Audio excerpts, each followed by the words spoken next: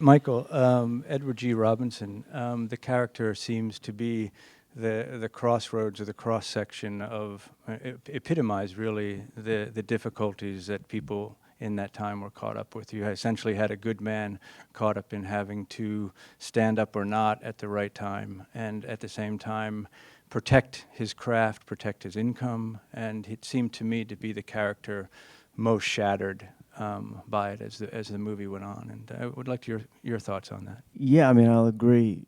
He was going through an awful lot at that time, a lot of which we don't get to see.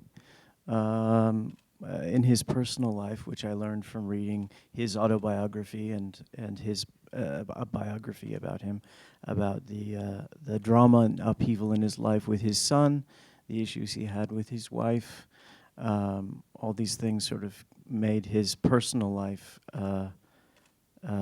quite complicated, and it was just, impacted hugely by the fact that, well, he went out of his way to volunteer to go in front of the House Un-American Activities Committee 4 or 5 times to just try to clear up anything they wanted to know. He told them what all of his affiliations were, where he gave his money, that he had never joined the party, but that this is this is that. He did everything he could until he could do nothing else, and that time was sort of stretched from the early 40s into the early mid-50s, and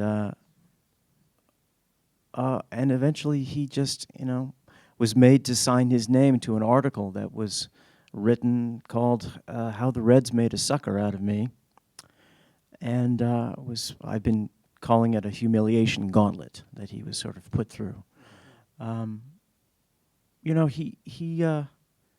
He was a really good guy, gave money to anybody who asked, and he was very politically active, and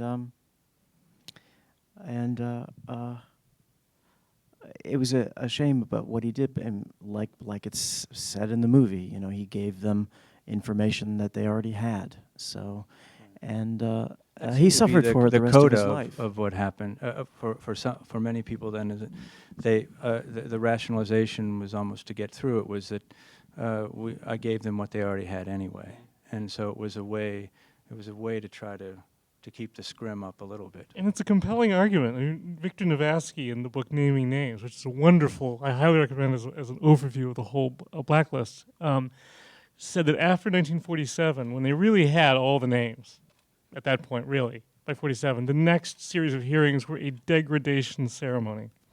And I thought that's really accurate as to what they were doing. They were just using Hollywood to make political careers in Washington. And that so rarely happens. I know.